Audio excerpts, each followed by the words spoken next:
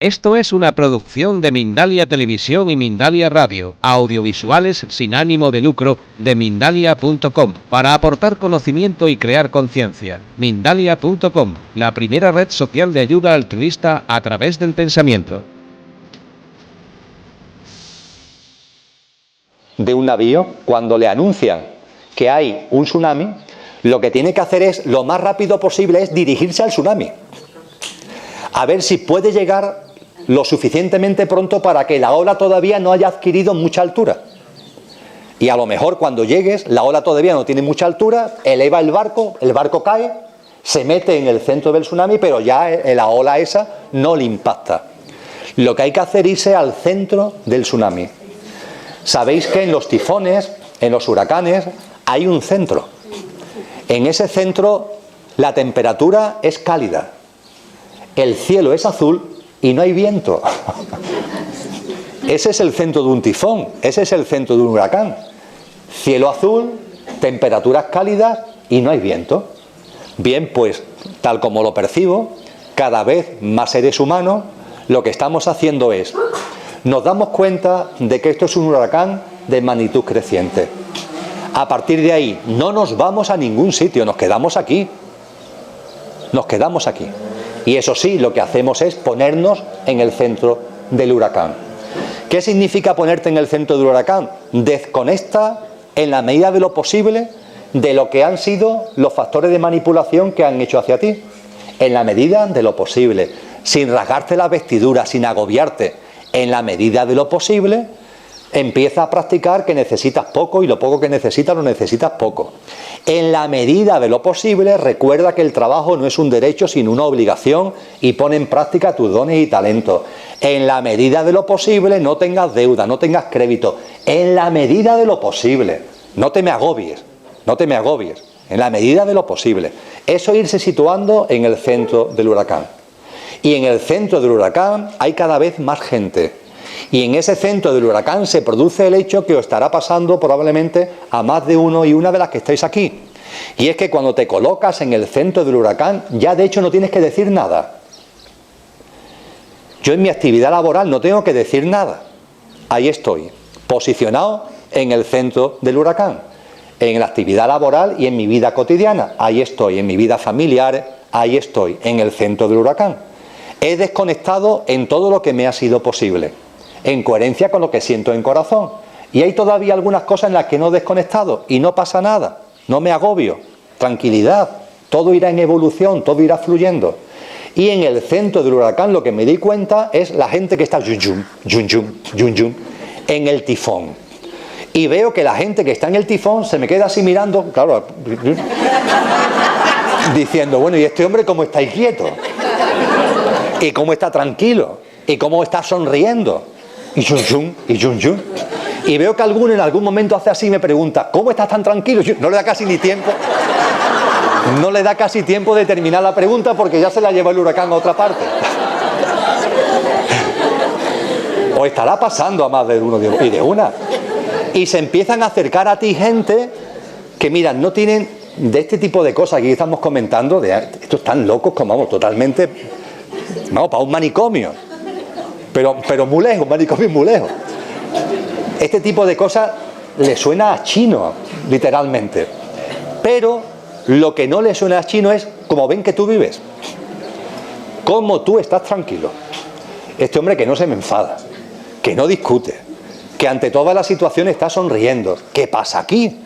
Y se acerca y dice, ¿cómo lo haces? Pues mira, no haciendo nada. ¿Cómo que no haciendo nada? ¿Eso qué es? Y empezamos a sentir que la gente, cuando uno está situado en el centro del huracán, empieza a acercarse a ti, pero simplemente porque están viendo algo raro. Y como ellos están en pleno lío, dicen, bueno, este hombre como no tiene, o esta mujer como no está en ese lío. Y cada vez más gente empieza a darse cuenta, cada vez más gente. Y ya está.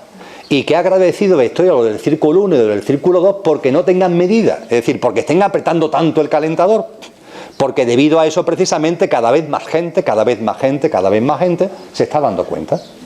Cada uno en su proceso conciencial evolutivo, cada uno en su ritmo.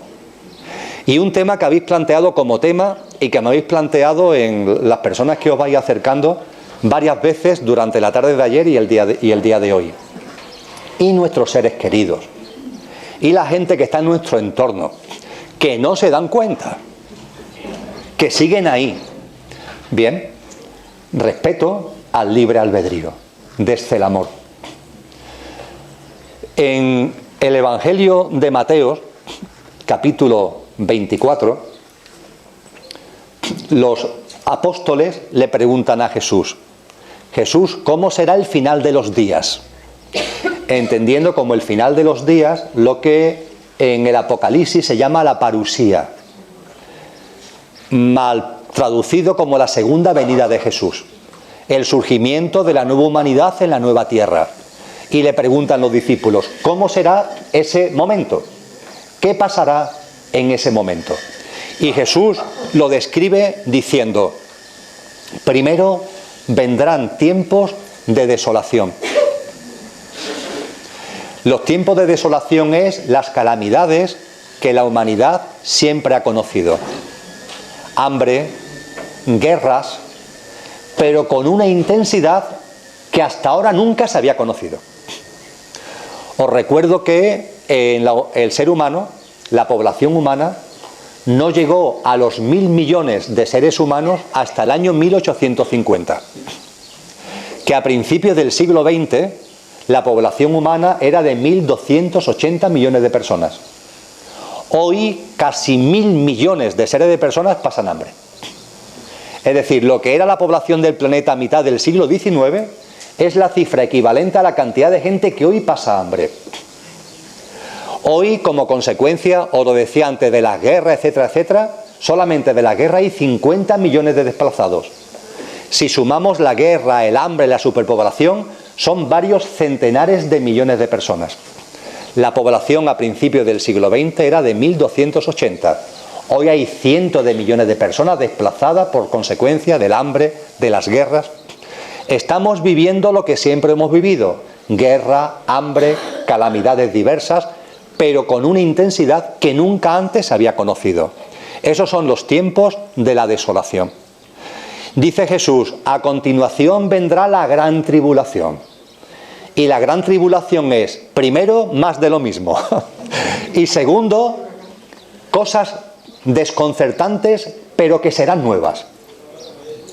Es decir, impactos en la vida cotidiana que producirán dolor, que producirán sufrimiento, pero que nunca hasta ahora había existido en la humanidad. Bueno, a partir de ahí que cada cual utilice su imaginación, entre comillas. Lo que están originando las nuevas tecnologías, pongamos por caso. Lo que hoy los expertos llaman la Big Data, el Big Data. La acumulación y tratamiento de datos de forma masiva. Eso es recientísimo. Pero es que eso está dando la posibilidad de que conozcan nuestras emociones, nuestras prioridades, nuestros hábitos, nuestras conductas mejor que nosotros mismos. Ser consciente que cada vez que le dais a un me gusta, estáis poniendo de manifiesto cómo sois, incluso en cosas que no sabéis. Porque muchas veces el me gusta no es un acto de reflexión intelectual, sino que es un impulso emocional. Que vosotros mismos, vosotras mismas, ni siquiera habéis intelectualizado. Sin embargo, le estáis dando la información al sistema. El sistema hoy, que tiene esa capacidad de acumulación y tratamiento de la información, sabe perfectamente los hábitos, los comportamientos y la conducta de la gente, tiene capacidad para predecirlos y tiene capacidad para incidir en ellos, para tomar medidas que incidan en ellos, en nosotros, en definitiva. El mundo de las emociones hoy día es un caldo de cultivo tremendo para el sistema, cosa que antes nunca había sido. El mundo de las emociones. El sistema hoy utiliza las emociones de la gente. Os pongo un ejemplo. Yo veo muy poca tele. Vamos, casi no veo tele. Mejor dicho, no veo tele. Pero sí veo películas, que grabo en vídeo. Pero sé que los anuncios de coches son una magnífica manifestación de la importancia que el círculo 1, el círculo 2 y el sistema le das a las emociones. Cuando aparece un coche en publicidad, ¿qué es lo que os muestra? Lo que es importante en el coche, precio, características técnicas, son unas letritas mínimas que pasan por debajo con mucha rapidez. Vamos, tan rápido que no las ve. Pero ahí está la información del coche. La cilindrada, el consumo, el precio, ahí está la información del coche. Pero eso, sin embargo, no tiene importancia. Eso son unas letritas que para cumplir las normas tienen que poner, pero no le dan importancia. Porque ellos no venden el coche en función de una información objetiva, sino que se dirigen a vuestras emociones. Y lo que te ponen dentro es a unas personas que están dentro del coche, para que tú te sientas más o menos reflejados con ese chico, con esa chica, con esa familia que aparece dentro del coche. Pero eso no es una información sobre el coche, eso es jugar con tu mundo emocional. O te colocan el coche por unos determinados paisajes de montaña, zonas naturales, lo que sea. Y lo que están es lanzándote una emoción. Están captando tu atención y te están captando como posible comprador a través no de la información objetiva del vehículo, sino a través de la movilización de las emociones. Hoy día el sistema utiliza maravillosamente las emociones y lo va utilizando cada vez más. Y ojo, seguro que aquí, y las personas que nos sigan a través de Mindalia, hay mucha gente que en vuestro don y en vuestro talento lleváis a cabo terapias. Sois terapeutas y os llega mucha gente muy machacada. Os llega mucha gente que, como consecuencia de este funcionamiento cada vez más opresivo del sistema, se desarticulan y llegan muy tocadas a vuestra consulta. Y vosotros, como consecuencia de vuestro don y de vuestro talento, le dais un tratamiento para reequilibrarlos, para armonizarlos, para reajustar su mundo emocional. Pues bien, yo lo que os pido es que no os quedéis ahí. Hay que ir un poquito más allá. Porque si nos quedamos en reajustarlos emocionalmente, le estamos haciendo el juego al sistema. Es decir, a mí me llega una persona desbarajustada por la opresión del sistema. Y yo, desde mi don y desde mi talento y desde mi conciencia, a esa persona la trato y la armonizo y la pongo en condiciones, y a partir de ahí, para que vuelva otra vez a la cadena, pues estoy haciendo el juego a lo de la cadena. Además de esa armonización, hay que dar información. Dar información no es convencer a la gente. No, es simplemente tú da la información y que cada uno haga lo que considere oportuno con esa información. Pero no te limites a reajustarla, porque entonces lo que estás haciendo es apretar los tornillos que se le han descojeringado para que otra vez vuelva al engranaje y a la maquinaria. Tú a esa persona, de corazón a corazón, tienes que transmitirle cosas como las que estamos compartiendo. Oye, es que el sistema funciona así. Y eso no significa que esa persona no vuelva otra vez a su actividad, pero vuelve con una conciencia distinta. Es el momento de la toma de conciencia. Cuando hablo de todo esto, la gente dice, ¿y qué hacemos? Nada. Tranquilidad. Vamos a relajarnos en nuestra divinidad. Porque después de los tiempos de la desolación y después de la gran tribulación, en las palabras metafóricas que utiliza Cristo Jesús, lo que va a llegar es ni más ni menos que el triunfo del anticristo. Tampoco hay que preocuparse mucho. El triunfo de la bestia, que es el tercer episodio. Los tiempos de la desolación, la gran tribulación y el triunfo del anticristo, el triunfo de la bestia. Perfecto. En ese momento todo será visible. Sabremos quién manda. Y quien manda, mandará y mandará mucho. Y será visible para todos. Y habrá gente que sigue en el huracán y gente que esté en el centro del huracán. Y a partir de ahí cada cual actuará en función de su estado de conciencia. Y lo dicen muy bien los evangelios cristianos. Estarán dos. Y uno seguirá y otro no seguirá. Dos estarán en el campo y uno seguirá y otro ya no estará. Dos estarán en la azotea y uno seguirá y otro ya no estará. Dos estarán en la cama y uno estará y otro no seguirá. ¿Esto qué es? Muy sencillo. Hay un momento determinado en el que la humanidad también vamos a darnos cuenta que los procesos concienciales y evolutivos no son solamente nuestros, tuyo, mío, de la humanidad, sino que también hay otros seres vivos que tienen sus procesos concienciales. Y en particular hay un ser vivo que para nosotros tiene mucha importancia aunque no se lo demos, que es la Madre Tierra. La Tierra es un ser vivo, vivísimo, que tiene también su estado de conciencia, como vosotros y como yo, y que evoluciona en su estado de conciencia, y que el estado de conciencia, como en vuestro caso y en el mío, lleva asociado una frecuencia vibracional. Y la Madre Tierra está evolucionando en conciencia, y el Sol está evolucionando en conciencia. Nota a pie de página. Todos los homínidos, todas las formas de vida que hay en este planeta son, digo son porque nosotros estamos encarnados en ellos, son criaturas solares. Todo lo que hay en este planeta es sol. Todos somos criaturas solares. El coche en el que estamos encarnados es una criatura solar. Y me diré, no, Emilio, no, te estás confundiendo. La Tierra es la Tierra y el Sol es el Sol. No. Comparto lo siguiente. Imaginaros que esa tinaja es el Sol. ¿Vale? O este chisme, que lo veis mejor, es el Sol. ¿Esto cómo se llama? Qué maravilla no saber los nombres de las cosas. ¿Cómo? Ah, el problema de la hipermetropía esta.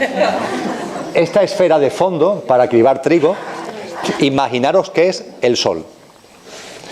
Vamos a situar en una escala, vamos a situar a la Tierra a la distancia que está del Sol. En la escala, permitirme que ponga aquí una bolita, que sea la Tierra a 1 centímetro. ¿Vale? A 1 centímetro. Bien, el sistema planetario, entendiendo que llega hasta Plutón, aunque ahora Plutón ya no lo han quitado al pobre la categoría de planeta, pero suponiendo que llegara hasta Plutón serían 9 centímetros. ¿Vale? En escala, coloco la Tierra a 1 centímetro. Pues bien, el último planeta del sistema planetario estaría a 9 centímetros de la esfera. La luz del Sol, ¿hasta dónde llega? Su fuerza lumínica. Evidentemente, en la medida en que te vas alejando, la fuerza lumínica va bajando. La radiación de sus rayos, el calor que puede producir, va bajando, bajando, bajando, y a medio metro ya no llega. Ya a medio metro, las radiaciones solares, las tormentas solares, la energía del Sol deja de llegar a medio metro. Pero el Sol, su fuerza, su campo de acción va mucho más allá. Va hasta el punto, tiene un nombre técnico, pero es hasta el punto donde llega su fuerza de atracción gravitatoria. Es decir, el Sol tiene una fuerza de atracción gravitatoria, entendiendo por fuerza de atracción gravitatoria la que hace que como pase un cometa, ¡pum!, lo mete para adentro. Como pase un asteroide, ¡pum!, lo mete para adentro. Fuerza de atracción gravitatoria. Hasta ahí llega la energía del Sol. Hasta ese punto en donde todo lo que vaya pasando por el espacio, pla, pla, pla, pla, pla, pla, lo va metiendo, lo va atrayendo por su fuerza gravitatoria. ¿Hasta dónde llega esa fuerza gravitatoria? La Tierra a 1 centímetro. El sistema planetario, el último planeta conocido, a 9 centímetros. Su fuerza de radiación de calor, su fuerza lumínica, a medio metro. En esa misma escala, ¿hasta dónde llega su capacidad de atracción de gravedad? Medio kilómetro. Medio kilómetro.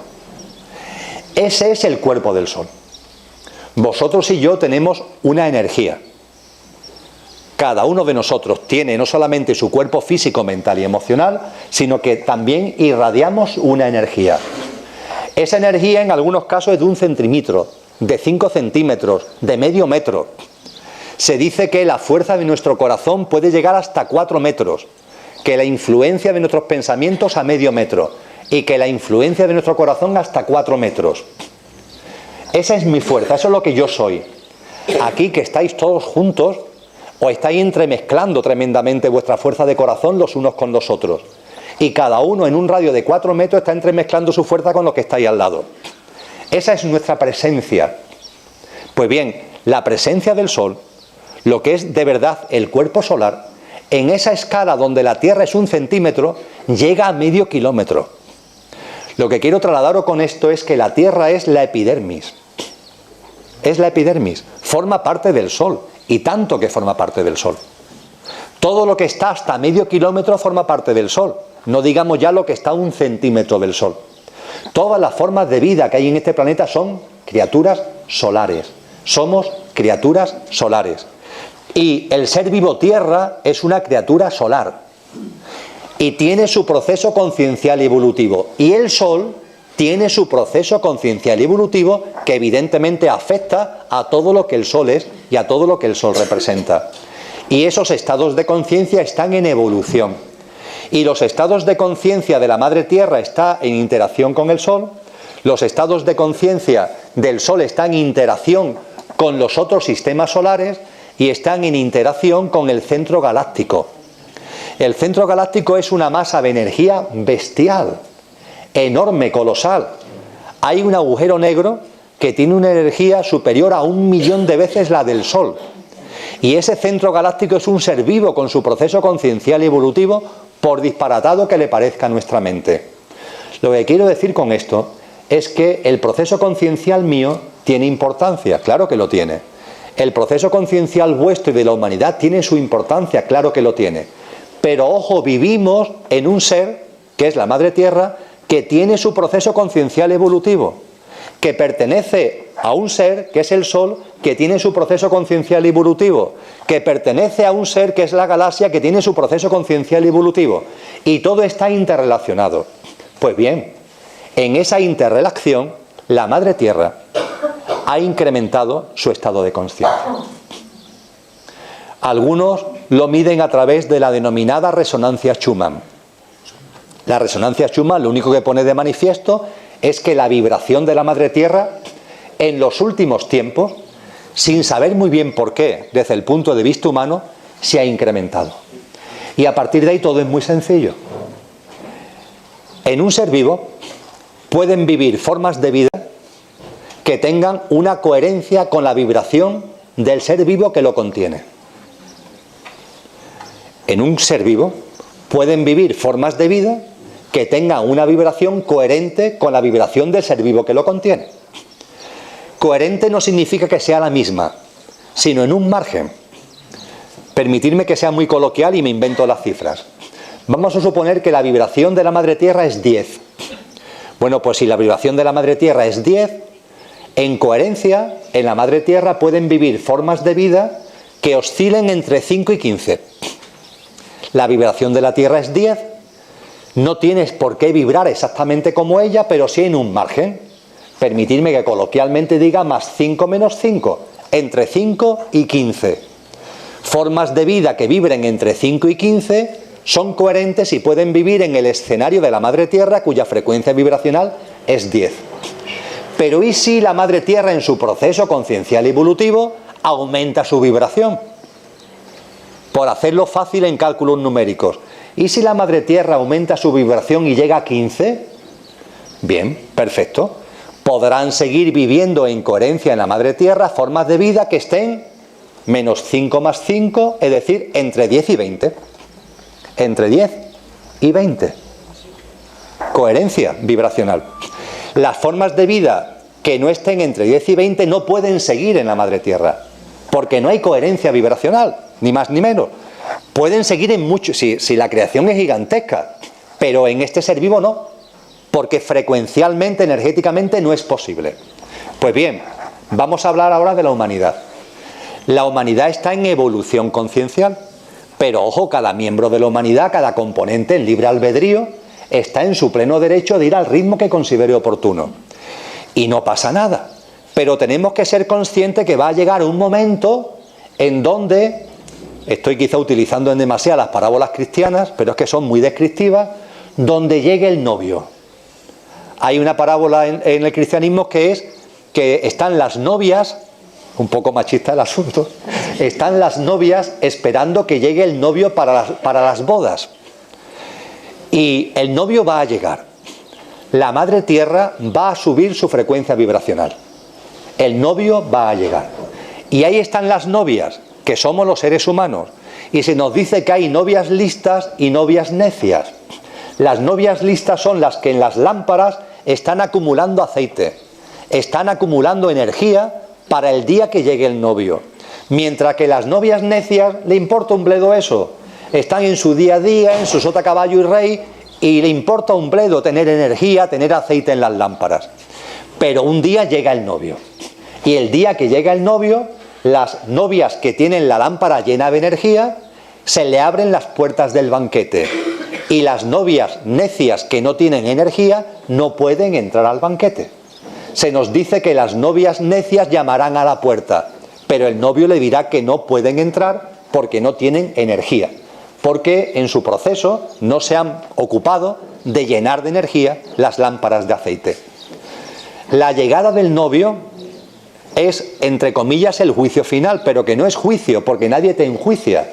Es algo muy sencillo. En el momento en el que la Tierra, permitidme que siga con el símil y concluyo, tenga un nivel vibracional 15, si tú tienes un nivel vibracional 7, no puedes volver a encarnar en la Tierra. Ya está. No tiene mucha ciencia el asunto.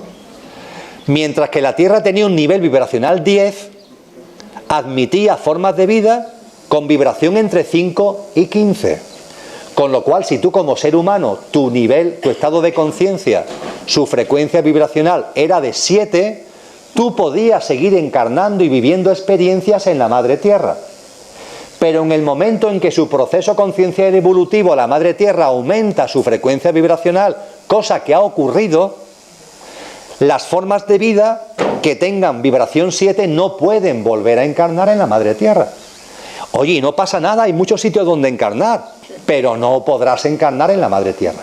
Para encarnar en la Madre Tierra tienes que tener como poco una frecuencia vibracional de 10, porque es el límite bajo de la armonización vibracional que admite la Madre Tierra, cuya frecuencia vibracional es 15. Y por tanto habrá dos seres humanos en la azotea, y uno seguirá y otro no seguirá.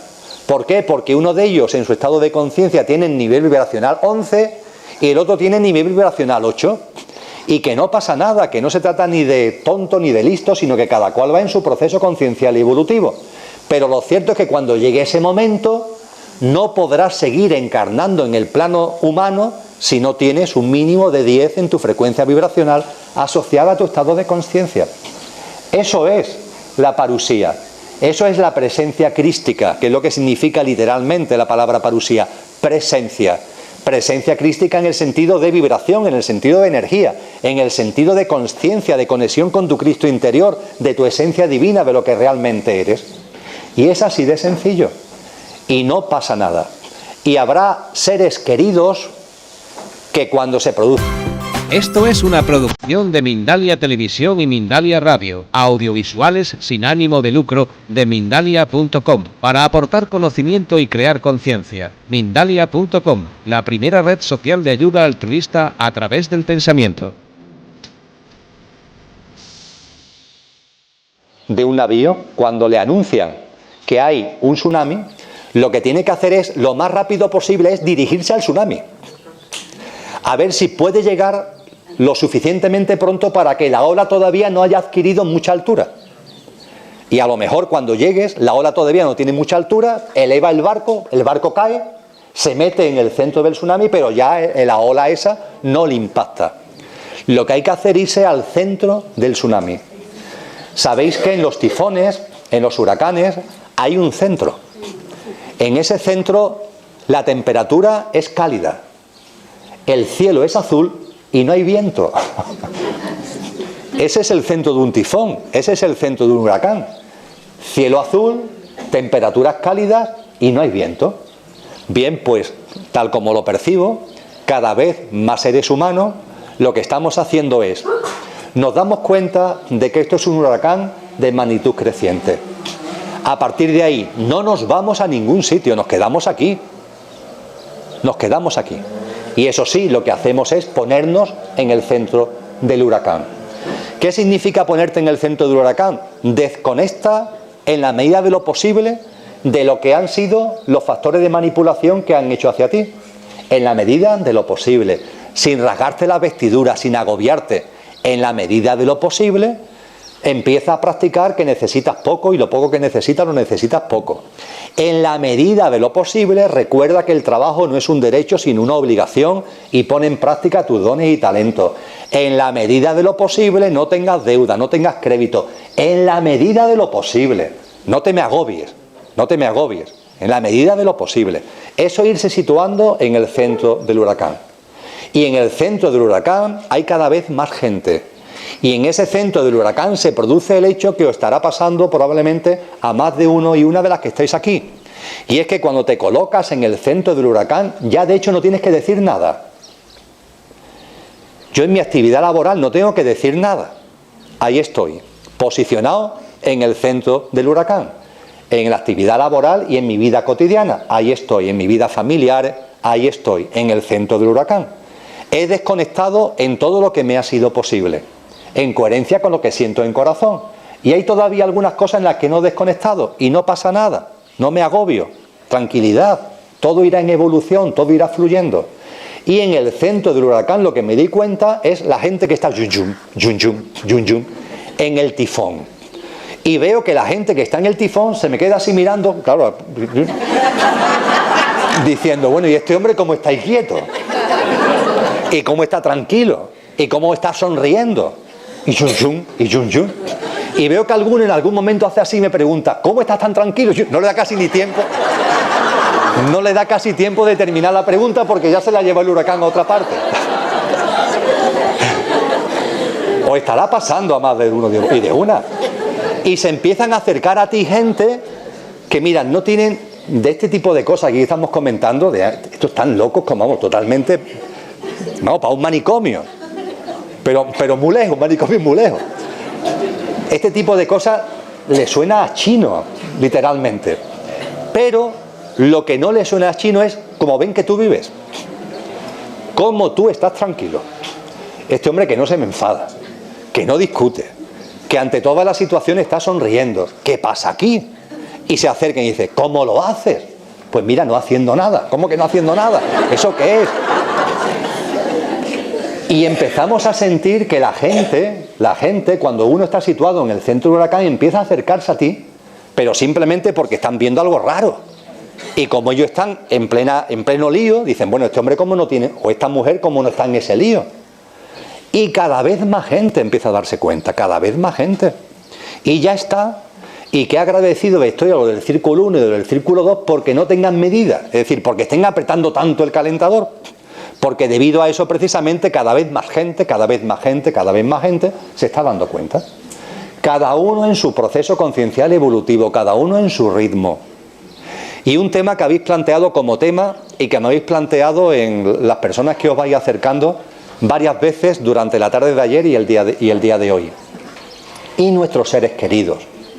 Y la gente que está en nuestro entorno, que no se dan cuenta, que siguen ahí. Bien, respeto al libre albedrío, desde el amor.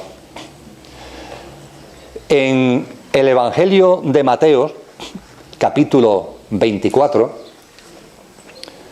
los apóstoles le preguntan a Jesús, Jesús, ¿cómo será el final de los días? Entendiendo como el final de los días lo que en el Apocalipsis se llama la parusía, mal traducido como la segunda venida de Jesús, el surgimiento de la nueva humanidad en la nueva tierra. Y le preguntan los discípulos, ¿cómo será ese momento? ¿Qué pasará en ese momento? Y Jesús lo describe diciendo, primero vendrán tiempos de desolación. Los tiempos de desolación es las calamidades que la humanidad siempre ha conocido. Hambre, guerras, pero con una intensidad que hasta ahora nunca se había conocido. Os recuerdo que el ser humano, la población humana, no llegó a los 1.000 millones de seres humanos hasta el año 1850. Que a principios del siglo XX la población humana era de 1.280 millones de personas. Hoy casi 1.000 millones de seres de personas pasan hambre. Es decir, lo que era la población del planeta a mitad del siglo XIX Es la cifra equivalente a la cantidad de gente que hoy pasa hambre. Hoy, como consecuencia, os lo decía antes, de las guerras, etcétera, etcétera, solamente de la guerra hay 50 millones de desplazados. Si sumamos la guerra, el hambre, la superpoblación, son varios centenares de millones de personas. La población a principios del siglo XX era de 1.280. Hoy hay cientos de millones de personas desplazadas por consecuencia del hambre, de las guerras. Estamos viviendo lo que siempre hemos vivido: guerra, hambre, calamidades diversas, pero con una intensidad que nunca antes se había conocido. Esos son los tiempos de la desolación. Dice Jesús: a continuación vendrá la gran tribulación. Y la gran tribulación es, primero, más de lo mismo. Y segundo, cosas desconcertantes, pero que serán nuevas. Es decir, impactos en la vida cotidiana que producirán dolor, que producirán sufrimiento, pero que nunca hasta ahora había existido en la humanidad. Bueno, a partir de ahí que cada cual utilice su imaginación, entre comillas. Lo que están originando las nuevas tecnologías, pongamos por caso. Lo que hoy los expertos llaman la Big Data, el Big Data. La acumulación y tratamiento de datos de forma masiva. Eso es recientísimo. Pero es que eso está dando la posibilidad de la película. El momento en el que William Wallace, el que después será protagonizado por Mel Gibson, el liberador William Wallace de Escocia, es un niño pequeño. Y su padre ya se estaba enfrentando contra los ingleses. Y el clan al que pertenece ha sido derrotado por los ingleses. Y vuelven de la derrota. Y al padre lo traen muerto. Y practican con el padre el rito funerario de aquella época. Lo tienden en una piedra, desnudo, le limpian las heridas y lo mantienen sobre esa piedra toda la noche para ser enterrado al día siguiente. Primero por el rito funerario que impone Inglaterra, que es el católico, y después lo sacan de la tumba y le van a hacer el rito funerario druida, que es el auténtico convencimiento y espiritualidad que regía en aquella época en Escocia. Pero durante la noche ese cadáver desnudo, una vez que se le han limpiado las heridas, está en una piedra, tumbado.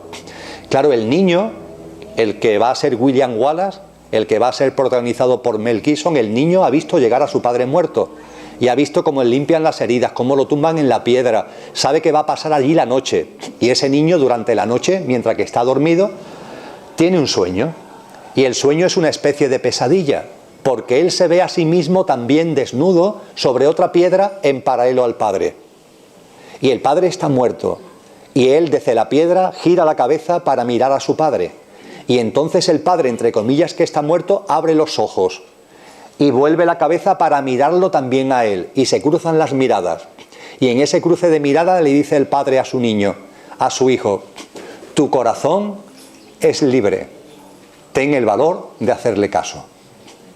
Tu corazón es libre, ten el valor de hacerle caso. Tenemos que educar al coche para que le haga caso a nuestro corazón. El coche funciona como funciona, lo sabemos de sobra. Y el coche lanza mensajes de miedo, lanza mensajes de control, pero es propio del coche, es propio de un yo físico, mental y emocional que no es eterno, que no es infinito. El yo físico, mental y emocional no es eterno e infinito. Yo sí, vosotros también, pero nuestro coche no lo es. Y forma parte del sentido común que nuestro coche exprese mensajes: oye, cuidado, oye, ten cuidado con esto, oye, ten cuidado con aquello. Son mensajes de miedo.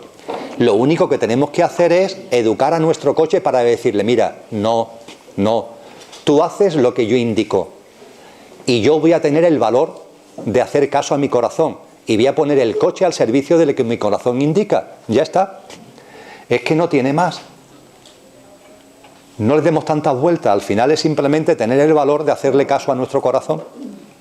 Es que no hay más. Has comentado antes lo de los 36 avatares. ¿Cómo encaja eso en lo de los círculos? Y pasados los 36 avatares, ¿dónde quedaría el círculo de los 7? ¿En el segundo? ¿El círculo de los 7? No. El nido de los 7, perdón. No sé yo qué es el nido de los 7. Vale.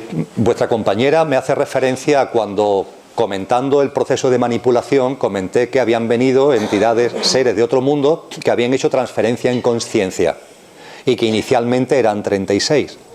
Y lo que plantea es, bueno, ¿qué ha ido pasando con eso? Esas presencias están aquí, entre nosotros. Lo comentaba en su momento y lo vuelvo a resaltar ahora. Aquí hay encarnadas almas que han encarnado para vivir la experiencia humana. Pero también están presentes conductores, dimensiones álmicas, que no han encarnado como humanos, que han encarnado como seres de otros mundos, pero que por amor y en acompañamiento están aquí, han hecho en su momento esa transferencia en consciencia y desde entonces siguen encarnando como seres humanos, aunque ellos saben que no son seres humanos. Ellos saben que llegado un momento determinado volverán a su mundo, o volverán a donde consideren oportuno, porque con toda seguridad las experiencias que están desplegando en su encarnación humana le está también expandiendo en consciencia, y lo mismo el mundo de donde proceden ya no es su mundo, ya por su evolución conciencial le corresponden otras experiencias, pero eso siguen aquí. Cuando hablaba de la manipulación y de la ruptura de equilibrios, recordar que he insistido en el hecho de que nosotros mismos multidimensionalmente, seres que están viviendo en esos otros mundos y dimensiones, no actúan salvo para mantener el equilibrio o restablecerlo cuando alguien lo ha roto. Lo que podemos tener muy claro es que toda la estrategia de manipulación a la que he hecho referencia, con independencia de que el poder es nuestro, que no olvidemos que el poder es nuestro, que no hay manipulación ninguna si tú tomas conciencia, que no hay manipulación ninguna que valga contigo si tú te empoderas en ti mismo, si tú te transformas en lo que realmente eres. Ahí no hay manipulación posible. Cuando tú te empoderas, tú eres tu auténtico maestro, toma conciencia de ello, y ante ello no habrá manipulación ninguna que valga contra ti, o que te afecte, o que te influya. Hay que posicionarse en lo que realmente somos. Pero es que además, frente a esa manipulación, hay muchos entes, entidades y seres que nos acompañan, con el objetivo simplemente de que se restablezca el equilibrio. Compartí esto en un vídeo y es de las pocas cosas que han sacado por ahí en los medios de comunicación normales, por llamarlo de alguna forma, pero para poner en evidencia las extravagancias que decimos los que estamos en este mundo, que estamos todos locos como una cabra. Pero lo sentí, lo percibí, lo vi, lo viví y por tanto lo compartí y lo sigo compartiendo. Ha habido un momento no hace demasiado tiempo en donde desde esa élite a la que he hecho referencia se ha intentado, en los conflictos que le gusta crear, se ha intentado generar un conflicto nuclear. Se ha intentado generar un conflicto nuclear de una forma muy simple, como ellos hacen, enfatizando, promoviendo la confrontación y el enfrentamiento. Y sabéis que hubo un momento después de los temas de Irak donde el objetivo se convirtió en Irán, con el problema de que mientras que en Irak todo era mentira, no había armas de destrucción masiva, como ya todos sabemos sobradamente, fue simplemente una excusa para apoderarse de recursos económicos petrolíferos de aquel territorio, y por cierto de riquezas arqueológicas, que no sabemos dónde están actualmente. El siguiente objetivo fue Irán, pero Irán sí tenía y tiene cabezas nucleares, y el objetivo era provocar un conflicto nuclear. El objetivo era atacar a Irán, para que Irán a su vez atacara a Israel, e Israel a su vez atacara a Irán, con cabezas y con bombas nucleares. Y eso fue impedido por los seres y entidades que estoy compartiendo. Fue impedido. Pero fue impedido hasta el punto de que los aviones que habían partido con cabezas nucleares para atacar Irán se escaparon del mando de los pilotos y volvieron a sus aeropuertos de origen sin que los pilotos pudieran hacer nada. Ya está. Los seres que nos acompañan y que lo único que pretenden es mantener el equilibrio tienen capacidad tecnológica más que suficiente para hacer eso y mucho más. Y ya está. Y esas cabezas nucleares no se pudieron disparar contra Irán porque en este momento, en el proceso conciencial y evolutivo de la humanidad, no puede intrometerse hasta el punto de originar un conflicto nuclear. Por lo menos no es el momento. Yo no sé adivino, yo no sé si habrá un momento de esto dentro de X tiempo. A lo mejor. Pero si se produce, es porque en el proceso conciencial y evolutivo de la humanidad no afectará cortándolo, no afectará matándolo, aniquilándolo desde el punto de vista del proceso en el que estamos. Entonces tenemos que estar enormemente tranquilos en ese centro del huracán, no me cansaré de repetirlo, enormemente tranquilos. No hay miedo a nada, no tenemos que tener miedo a nada. La conciencia depende de nosotros, nosotros somos los responsables de la toma de conciencia y ante esa manipulación simplemente saber que existe, tomar conciencia de ella y desde el respeto y el amor, fijaros, desde el respeto y el amor, porque ese es el quid de la cuestión, de que cuando sepamos y conozcamos toda la estrategia, todas las técnicas y todas las acciones de manipulación que llevan desarrollando durante toda la historia de la humanidad y siguen desarrollando en el momento presente, lo único que salga de aquí es comprensión. Comprensión de que están en su lógica evolutiva, que están en su estado de conciencia y que hacen lo que corresponden a ese estado de conciencia. Y eso sí, desde ese amor, desde esa enorme comprensión, yo desconecto. Lo cual no significa que no os ame, pero desconecto de vuestra estrategia, desconecto de vuestro estilo de vida, desconecto de las querencias, los deseos, las finalidades, los objetivos que estáis imponiendo que ya no resuenan conmigo. Y simplemente desconecto. Y desconecto yo, y desconectas tú, y desconecta aquel, y desconecta aquella, y vamos desconectando. Y seguir ahí. Tiempo de desolación, gran tribulación, triunfo del anticristo, seguir ahí en ese huracán de magnitud creciente. Comentaba que la crisis sistémica no es señal de fracaso del sistema. Para nosotros no resuena todo eso, pero el sistema es lo que quiere. Forma parte de su dinámica, forma parte del éxito del sistema, no del fracaso del sistema. Y entonces me pregunta la gente a veces, bueno, pero entonces el sistema ¿hasta cuándo va a continuar? Insisto, tiempo de desolación, gran tribulación y triunfo del anticristo. Y tras el triunfo del anticristo, ¡plac! Estará todo preparado para que en conciencia la Madre Tierra y con ella la humanidad generemos la nueva humanidad en la nueva Tierra con una nueva humanidad. Desde el punto de vista de los fenómenos que conocemos, ¿qué nos puede servir de símil? Miremos la creación y miremos el cosmos. En la creación y en el cosmos existe una cosa que se llama agujeros negros.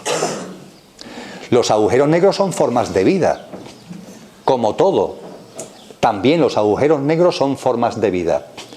La forma de vida del agujero negro es enormemente egocéntrica. De hecho, no conozco nada más egocéntrico que un agujero negro, porque todo lo chupa. Todo lo quiere para él. Y no tiene bastante. Y chupa, y chupa, y chupa, y chupa. Pues bien, hay un momento determinado, no porque fracase, sino por su éxito. No es que el agujero negro fracase, al contrario, está teniendo mucho éxito porque chupa, chupa, chupa, chupa, chupa. Y chupa cada vez más, y cada vez se hace más grande, cada vez se hace más fuerte, cada vez chupa más. Y de hecho podría terminar chupando al universo entero, si no fuera porque mucho antes, debido a su éxito, el agujero negro colapsa.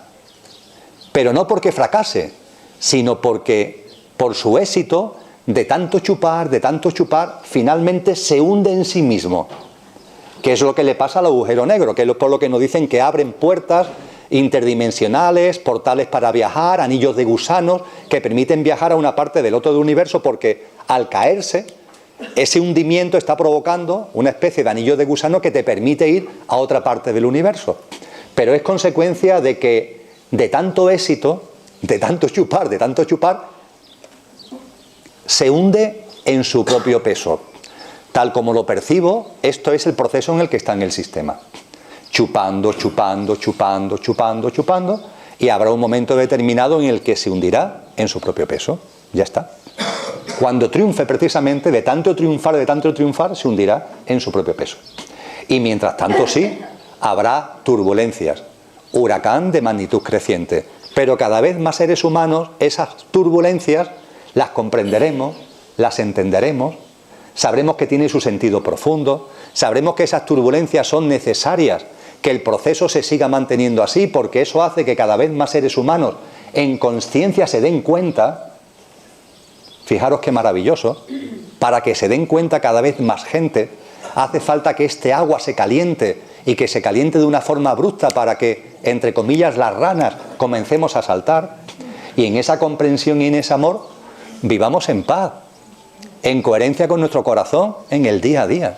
Si el tema no tiene ningún misterio. ¿Qué misterio tiene el asunto? Ninguno. Lo único que tenemos es que poner a la mente en su sitio. ¿Quién tiene prisa? La mente. ¿Quién se inquieta? La mente. ¿Quién hace juicio? La mente. Nosotros no hacemos juicios, ni nos inquietamos. Ya que está en la tradición cristiana todo esto que he compartido del diablo, de la desolación, la tribulación, el anticristo. Os recuerdo que en los evangelios cristianos, en la carta a los filipenses se nos dice: alegraos, no os inquietéis por nada. Ya está. Vivamos eso así, alegres y sin inquietarnos por nada, entendiendo que todo está en su sitio y entendiendo que el proceso conciencial y evolutivo de la humanidad está siendo enormemente rápido como consecuencia precisamente de los que están atizando el fuego. Que si no, esto hubiera sido mucho más lento, a lo mejor demasiado lento para el proceso conciencial y evolutivo de la Madre Tierra y del Padre Sol. Y estamos ahora en consonancia, la humanidad, para poder vivir esa especie de renacer en coherencia con la vibración que está desplegando la Madre Tierra y que está desplegando el Padre Sol. Por supuesto, los que están manipulando no están en esta historia, ni lo están haciendo para hacernos un favor, lo están haciendo porque es lo que sale de su estado de conciencia. Y cuando nos demos cuenta, la clave está ahí, en el amor. Ya te das cuenta de todo, de su manipulación, de cómo originan dolor, de cómo originan violencia, de cómo alimentan los conflictos bélicos, de cómo alimentan el terrorismo, de cómo son pirómanos que después dicen que son bomberos y nos quieren salvar del incendio que ellos mismos provocan. Cuando ya sabemos todas sus técnicas, todos sus instrumentos, bueno, pues al saberlo y tomamos conciencia, que lo que salga de nuestro corazón sea mucho amor, mucha comprensión, mucho respeto. Y eso sí, yo vivo de una manera distinta, asunto solucionado. Muy bien. Creo que no te he venido porque una película que vi que me recordó un poco cuando tú hablas de los órganos emocionales que vivimos el ser humano, que se llama La Huésped. No sé si visto. Sí, sí la he visto, sí. Pues no quería comentarlo por si no lo habéis visto y no lo he visto alguien que la viera, porque me recuerda mucho el tema de los órganos emocionales que vive el ser humano y que esas almas que vienen a ocupar los cuerpos no tienen órganos emocionales, porque es completamente todo amor. Sí, sí. Vamos, la película, efectivamente, La Huésped, una película muy hermosa. Si no la habéis visto, como el compañero comenta, es una película que merece la pena ver y que te da algunos mensajes. Y la realidad es que se ha dicho muy bien aquí, cuando tú has compartido con nosotros. No hay amor cuando hay miedo. No hay amor cuando hay dominio. No hay amor cuando subyacente o en paralelo se están dando este tipo de mensajes. Ahí no hay amor. Ahí teóricamente son seres muy amorosos, pero realmente ahí no hay amor. Hay dominio, hay control. Ellos lo revisten mentalmente con una serie de consideraciones, pero la clave siempre es el amor. Punto. Gracias por compartir lo de la película. ¿Pasamos a las almas? Bien, pues vamos a las almas. Cuando hablo de conductor, coche y conductor, me quedo ahí. Ahora bien, el conductor es varias cosas.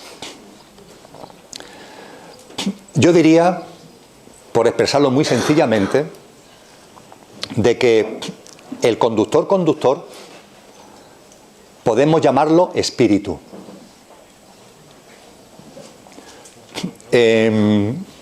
Los gnósticos, por ejemplo, hablaban de cuerpo, alma y neuma, el soplo vital, el espíritu.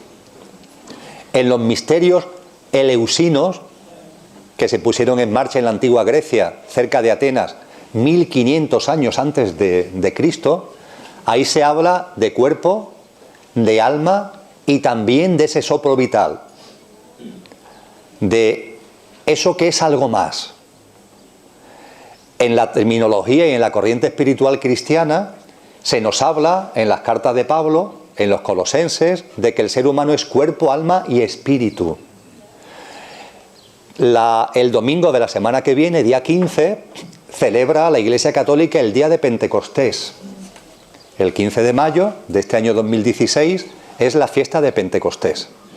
Y en esa fiesta lo que se celebra es que el grupo de los primeros cristianos que estuvieron con Jesús, en esa fecha activan su Espíritu Santo, que se suele metafóricamente, simbólicamente representar como una llamita. Se le pone una llamita encima de la cabeza. Eso significa que esos seres humanos fueron 120.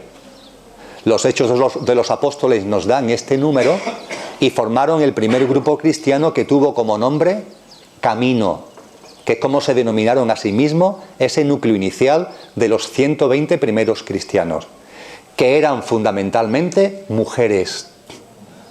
Es verdad que lo que nos llega fundamentalmente es el tema de los apóstoles, que eran todos hombres, pero eso es una percepción patriarcal, machista, del origen del cristianismo. Ya sabemos que hubo mujeres muy importantes en esa época, y en la vida y en la actividad de Jesús. María, María Magdalena, Verónica, en los evangelios aparecen una serie de mujeres, pero es que había muchas mujeres. Y ese grupo fundamentalmente era un grupo de mujeres, aunque ahora los nombres que fundamentalmente recordamos sean nombres masculinos de los denominados apóstoles. Y el día de Pentecostés, clac, reciben el Espíritu Santo, pero no es que reciban, es que activan lo que todos tenemos. ¿Qué es el Espíritu Santo? Mirad, ha habido algo que nunca ha nacido y que nunca morirá, que existe fuera del tiempo y del espacio, y cada uno puede darle el nombre que dé la realísima gana. Hoy la ciencia incluso entiende que la clave puede estar en la nada, en el vacío, porque a través de los aceleradores de partículas han descubierto que la nada vibra, y que esa vibración puede ser la base de todo, una vibración pura y primigenia, que fijaros, no nace de algo, nace de la nada, porque el vacío vibra.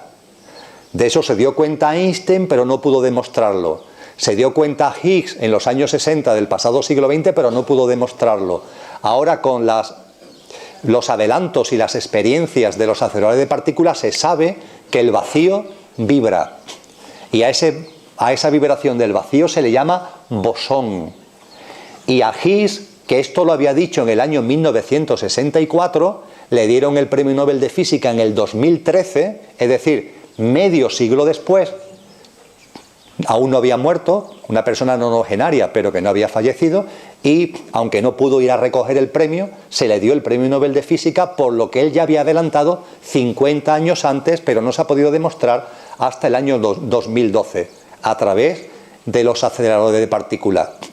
Incluso si pensamos, sentimos que lo que ha habido al principio era la nada, porque se dice, si hay algo, ¿quién ha creado ese algo? Bueno, nada, no ha habido nada. Bueno, pues la nada vibra. Y esa vibración es una vibración pura y primigenia, que podemos denominar amor, que podemos denominar espíritu. Y de ahí se origina todo, de ahí surge la creación. Pues bien, ese espíritu, que en sentido estricto nunca ha tenido principio, porque no ha habido que crearlo, y es imposible que tenga fin, ese espíritu es uno. No son varios, es uno. Y ese espíritu, lo más pletórico, es que está en cada uno. El espíritu está en cada modalidad y en cada forma de vida de la creación. Da igual que estés en el círculo 1 o en el 47 o en ningún círculo. En este mundo encarnado como humano o encarnado como Margarita, o estés encarnado en cualquier mundo y en cualquier plano y en dimensión. Lo que hay en todos las modalidades de vida, en cada una es el Espíritu. La definición de Espíritu Santo es el Espíritu uno en cada uno. El Espíritu uno en cada uno. Eso es lo que en la tradición cristiana se llama el Espíritu Santo. El Espíritu uno en cada uno. Que siendo uno, está en cada uno. Y la mente pregunta, ¿cómo es posible que siendo uno, esté en cada uno? El ejemplo que me gusta poner creo que es muy fácil de entender incluso para la mente. Estamos aquí en este recinto. Estamos respirando todos aire. Todos estamos respirando. Si alguien no estuviera respirando estaría muerto. Su coche estaría muerto. Estamos todos respirando el aire que hay en este recinto. Este aire, coincidiréis conmigo, que es uno. ¿O es que tiene nombres? ¿Le veis nombres al aire que nos rodea? ¿Estáis viendo aquí un trocito que ponga Emilio? ¿Estáis aquí viendo un trocito que ponga Toñi? No, el aire es uno. Ahora bien, siendo el aire uno, cuando yo inhalo aire y el aire entra en mis pulmones, el aire está en mí. Y al estar en mí, esa presencia está aquí. Obviamente ese aire es uno, pero al inhalar, el aire, siendo uno, está en mí y está en cada uno de vosotros. El aire es uno, pero está en cada uno. El Espíritu es uno, pero está presente en cada uno. Y la transformación en Dios, el nacer de nuevo, la divinización, o como queramos llamarlo, es simplemente el subido sentir de nuestra divinal esencia. Es decir, la activación de ese Espíritu que está en nosotros. Y ese Espíritu, en su forma de desplegarse, en su forma de experienciar, como queramos llamarlo, es conciencia y es amor. Y eso es lo que somos. Mejor dicho, eso es lo que es. Y siendo lo que es lo que somos cada uno. Es así de sencillo. Y ese Espíritu uno, para experienciarse a sí mismo en la creación que genera a través de él, para expandir la conciencia que genera a través de él, utiliza un vehículo. Y el vehículo son las almas. Las almas son los vehículos que utiliza el Espíritu uno para experienciar todos los planos dimensionales de la creación. Todas las experiencias vitales. El alma es un vehículo multidimensional. Es un vehículo que se mueve pasando por encima del tiempo y del espacio. Y ese es el primer coche, por decirlo de alguna forma. El conductor es el espíritu. Y el alma, las almas, son los coches que utiliza el espíritu para experienciar la propia conciencia y la propia creación. Y eso sí, cuando las almas, para experienciar precisamente, llegan a un mundo, llegan a un plano, esas almas a su vez tienen que utilizar un coche. Tienen que encarnar en una forma de vida. Tienen que encarnar en una modalidad de existencia. Si llegan al plano humano, esas almas para experienciar el plano humano necesitan un cuerpo humano. Necesitan un vehículo humano, porque si no, ¿cómo van a experienciar el plano humano? El espíritu es el piloto, es el conductor de las almas. Y las almas, cuando llegan a los distintos planos, utilizan coches, utilizan vehículos, en nuestro caso el yo físico, mental y emocional, para poder vivenciar y desplegar la experiencia que es propia de ese plano. Con lo que cuando se habla de que somos cuerpo, alma y espíritu, significa que somos dos coches y un conductor. El conductor, que es el espíritu, que siendo uno está en cada uno, el alma y el coche que utiliza el alma, nuestro yo físico, mental y emocional, para poder experimentar la vida humana. Por tanto, nuestra auténtica identidad, lo que realmente somos es espíritu. Y al ser espíritu, nuestra auténtica identidad es la no identidad. Es una paradoja de conciencia, pero nuestra auténtica identidad es la no identidad. Cuando un bebé nace, dicen los pediatras que hasta los 2, 3, 4 meses el bebé no tiene sentimiento de yo. De tal forma que el bebé en la cuna no diferencia entre él y la cuna porque él no se ve como él.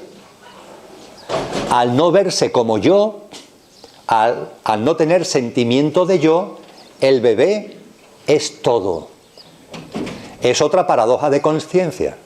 Precisamente por no percibirte como nada, eres todo.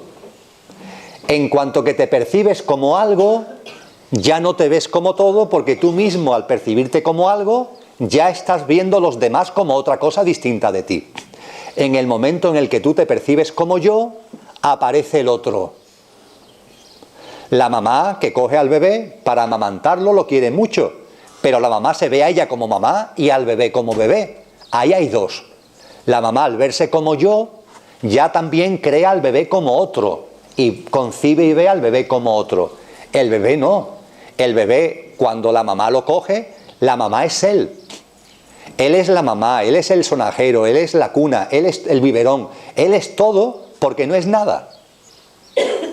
Decía Willy Jaeger, la ola es el mar, el famoso libro de este monje benedictino. La ola es el mar. Efectivamente, la ola es el mar. Si la ola se ve como ola, perfecto, vives la experiencia como ola. Pero hay un momento determinado en el que la ola puede darse cuenta de que no, que la ola como tal no existe, que lo que existe es el océano. Y entonces se produce la desidentificación. Ya no te ves como algo. Y al no verte como algo, al no verte como ola, ¡plaf!, te ves como todo. Insisto, es todo una paradoja. Yo lo llamo la experiencia de la nadeidad, que no sé cómo me surgió del corazón, pero me encanta, porque mezcla lo divino con la nada con lo divino, nada y deidad, la nadeidad. La experiencia de la nadeidad es no verte como nada, y la mente se marea. Pero es la experiencia de la nadeidad la que te permite experienciar la totalidad, la integridad y la unidad.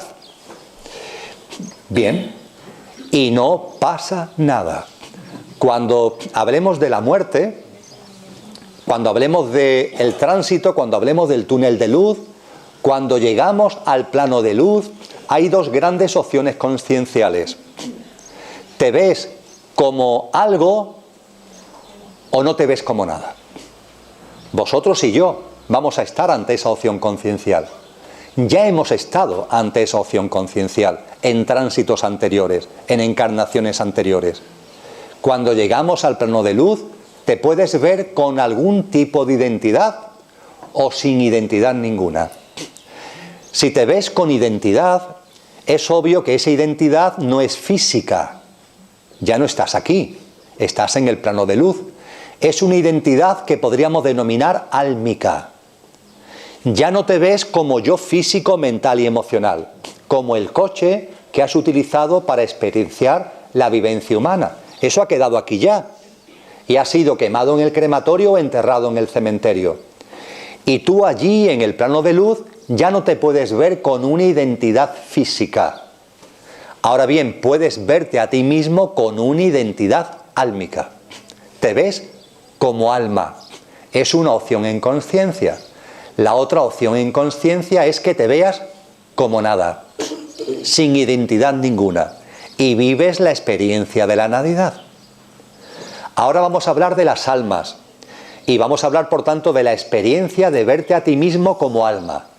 No la experiencia de la nadidad, sino la experiencia de verte con algún tipo de identidad que no es física, sino que es álmica. Expresado coloquialmente, no te ves como coche humano, como yo físico, mental y emocional, pero sí te ves como coche álmico. Ese coche que utiliza el espíritu, esa alma, te ves como ella. Las corrientes esotéricas antiguas, como los rosacruces, al alma le ponen apellido y la denominan alma personalidad. Parece una contradicción, un alma personalidad, porque la personalidad la ligamos a la experiencia humana, al yo físico, mental y emocional. Pero en estas corrientes no están equivocadas, tienen mucha razón, porque el alma tiene una personalidad que no es física, es la propia historia de ese alma. Ese alma tiene un recorrido. ese alma tiene un recorrido experiencial y de hecho el alma va recogiendo las experiencias en consciencia de las muchas vivencias que va desplegando en este plano y en otros planos. Y en este plano el alma que está en cada uno de vosotros y que está en mí, ese alma ha encarnado muchas veces o varias veces y tiene, permitidme que lo diga así, su historia personal.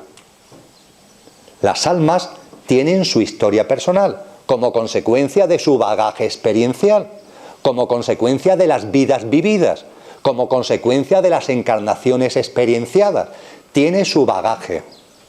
Y no solamente tiene su bagaje propio, sino que en el plano de luz, mientras que nos identificamos con el alma, hacemos pactos entre almas.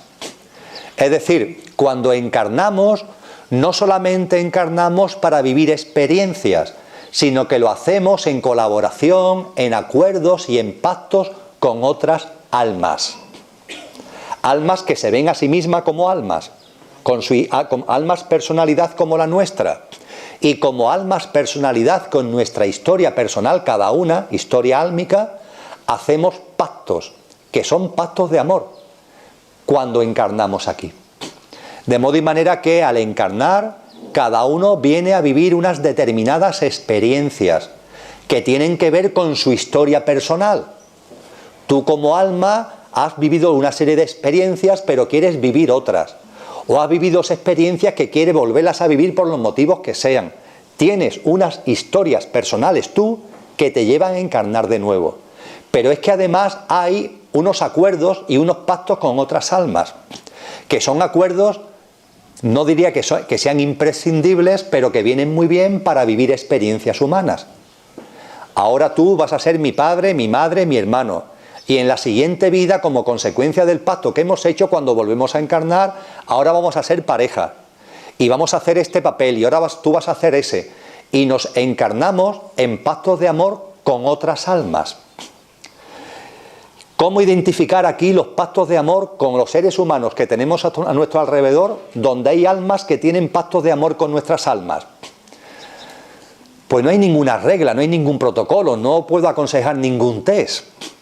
Normalmente, las personas que están muy cercanas a nosotros, familiares, seres queridos, es muy frecuente, aunque no tiene por qué ser siempre así, que tengamos pactos de amor entre nosotros. Y esos pactos de amor se ponen de manifiesto de muchísimas maneras. Hablábamos esta mañana de la ayuda directa y de la ayuda indirecta. Y claro, podemos ver los pactos de amor como una forma de encarnar y de que las almas entre sí se ayuden en el abrazo, en el cariño, en la compañía.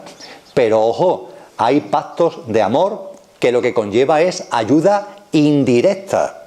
Y ya sabéis que la ayuda indirecta significa turbulencias. Sí, te ayudo, pero a través no del abrazo, sino de la turbulencia. Pero a través de la turbulencia te estoy ayudando. Dentro de los pactos de amor entre almas se incluye, por ejemplo, la encarnación de un alma en un hijo o en una hija para desencarnar pronto, destrozando la vida de la madre y del padre, o de los hermanos, o de todos juntos. Y eso se debe a un pacto de amor. Y diríamos, vamos a ver, ¿cómo se puede deber a un pacto de amor eso? Se debe a un pacto de amor. Cuando llegamos a este plano, estamos en nuestro derecho de vivir las experiencias que consideremos oportuno, aunque sean distintas de aquellas para las que encarnamos. En el plano de luz encarnamos en nuestra historia álmica para vivir unas experiencias. Pero es cuando estamos aquí, en libre albedrío, podemos desplegar experiencias distintas. No hay predeterminismo. Puedes experienciar, desarrollar y desplegar experiencias distintas. Pero cuando se desencarna muy pronto, no ha habido posibilidad de que en tu libre albedrío te hayas desviado de tus experiencias elegidas en el otro plano.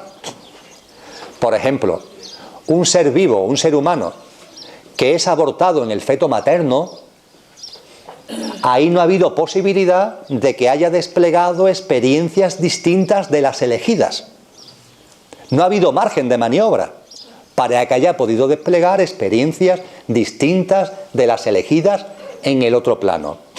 Es decir, que eso significa que el que encarna en el vientre de la madre, para no llegar ni a salir del vientre de la madre, sino para morir como consecuencia de un aborto provocado o aborto generado por la propia naturaleza, ha encarnado para eso. Diréis, con eso que estás comentando, Emilio, es una especie de llamada al aborto, porque si el feto que es abortado ha encarnado para eso, bueno, pues también quiero compartir con vosotros que el alma, en su mayor parte, se encarna en el momento mismo de la concepción. En el momento mismo de la concepción. Concretamente, cuando se produce la denominada concepción, la reproducción, es porque el genoma, la célula masculina, se une a la femenina con la masculina. Ese es el inicio de la vida. La fecundación.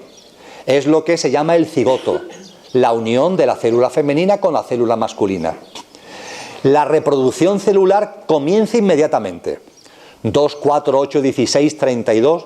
Cuando el bebé sale del vientre de la madre, tiene 9 billones, con B de Betis, 9 billones de células. De 2 a 9 billones en 9 meses. Y es que no para de reproducirse. 2, 4, 8, 16, 32. Y así se convierte en algo que tiene 9 billones de células, lo que poco antes eran solamente 2 células iniciales en el cigoto.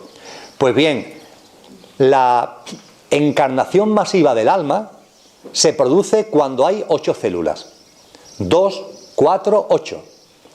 Cuando se llega a la 8ª célula hay un parón de entre 24 y 48 horas. Las células dejan de reproducirse. A las 24 o 48 horas se reinicia el proceso y ya no tiene fin hasta el momento del nacimiento con sus 9 billones de células. Pero cuando se llega a 8 sí hay un parón. Eso explica por qué el número 8 tiene tanta importancia en todas las corrientes espirituales. Porque, por ejemplo, era el número sagrado del temple. Porque los templarios, sus capillas son siempre octogonales. Y esto está presente en la geometría sagrada de muchas corrientes espirituales. El número 8 tiene mucha importancia porque cuando hay 8 células se para la reproducción celular porque es el momento en el que el alma plaza. En su mayor parte. Es verdad que hay otras partes del alma que requieren más tiempo para irse descargando. Pero el descargue masivo se produce en el momento mismo de la fecundación porque 2, 4 y 8 es casi instantáneo. Es decir, que somos completos desde el mismo momento de la fecundación. Cuando digo esto, la gente dice, pues Emilio está haciendo un alegato contra el aborto. Ni hago alegatos a favor del aborto cuando digo que el que encarna para ser abortado es consciente de eso, ni hago alegato contra el aborto cuando comparto que desde el mismo momento de la fecundación somos completos. Que cada cual haga lo que le dé la gana. A mí la moral me importa un bledo, de verdad. No tengo ninguna norma moral, soy una moral absoluto. Porque me he liberado de los sistemas de creencias. Lo que me limito es a compartir las cosas tal como siento que son. Y el alma se encarna al momento de la fecundación y cuando un ser que ha encarnado muere en el mismo momento de la madre, en el feto de la madre, eso forma parte de su experiencia porque no ha habido margen de maniobra para salirse de las experiencias para las que encarnó. Y esto es válido también cuando se tiene 1 añito y cuando se tiene 2 añitos. Y posiblemente cuando se tiene 5 y cuando se tiene 7. Por tanto, cuando una madre, cuando un padre pierde un hijo, entre comillas lo de perder, cuando se pierde un hijo en el feto, cuando se pierde un hijo al recién nacido, al año, a los 2 años, a los 5 años, por accidente o por enfermedad, lo que le transmito de corazón es que ahí hay un pacto de amor. Aunque a la mente le resulte imposible de digerir, hay un pacto de amor siempre. Se ha encarnado para experienciar eso. Ese ser que ha desencarnado a una edad joven, a una edad temprana, ha encarnado para eso. Y eso es consecuencia de un pacto de amor. En el otro plano, las almas han pactado eso. Normalmente las almas que en el pacto asumen el desencarnar pronto, por enfermedad, por accidente, por aborto espontáneo, por aborto provocado, las almas que allí asumen ese papel, asumen esa experiencia, son las almas más evolucionadas. Y lo hacen simplemente por amor. En el pacto de amor, yo hago esto para que ahora tú, en esta encarnación, tengas delante una experiencia que los que la hayáis vivido, sabéis que es una experiencia aterradora,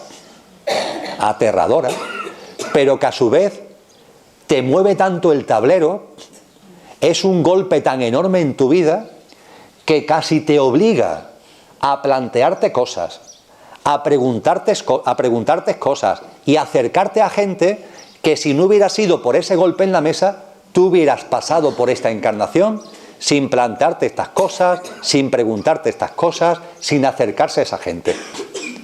Y ese golpe en la mesa te hace vivir experiencias que te impulsan en tu proceso conciencial evolutivo.